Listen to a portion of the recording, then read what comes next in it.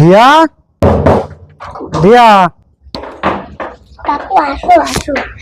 আচ্ছা, তুমি কিডনি দান করে দেবো বলেছো? হ্যাঁ, আমার দাদার দুটো কিডনি নষ্ট হয়ে গেছে। তাই তোমার আমার দাদার কিডনি নষ্ট হয়ে গেছে? হ্যাঁ। ও কই তোমার দাদা? আচ্ছা আচ্ছা, তারপর দেখতেই পাচ্ছেন আপনারা যদি না থাকেন পাশে, আমার ছেলেকে বাঁচাতে পারবো না।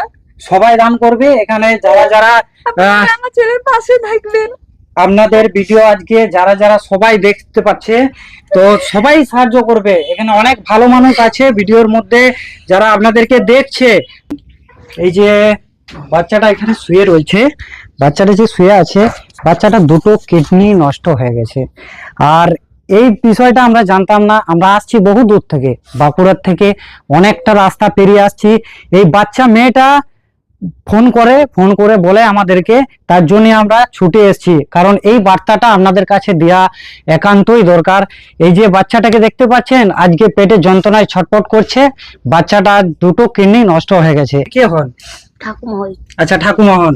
আচ্ছা, এখন পেটের যন্ত্রণা কমেছে ওর? না, এখন ওই ইঞ্জেকশন দেওয়ার পরে একটু কম আছে। কোথা থেকে পাবে? বাবা পরে দোকানে কাজ করে, খেতে পারে না টাইম মতো। বাবা কাজ করতে গেলে খাবার, নাহলে খাবার নেই ওদের। তাহলে এখন সংসার কিভাবে চলছে? ওই পাশাপাশি লোকে সবাই দিচ্ছে, এই চলছে এরকম করে। রান্না হচ্ছে না, বাবা কাজ না করলে ছেলেকে নিয়ে বেরোবে না, কাজ করতে যাবে।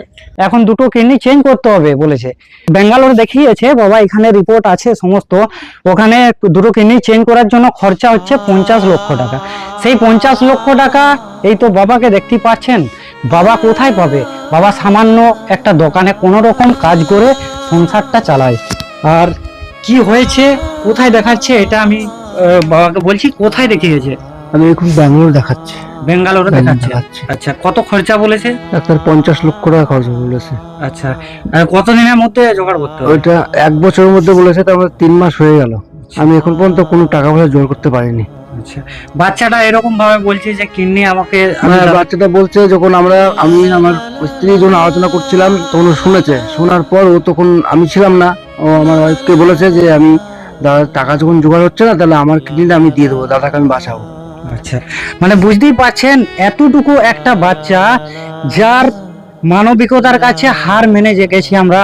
কারণ ওর এখন একটাই চিন্তা হয়ে আছে মনে, যে আমার কিডনি দান করে হলেও আমার দাদাকে আমি সুস্থ করব।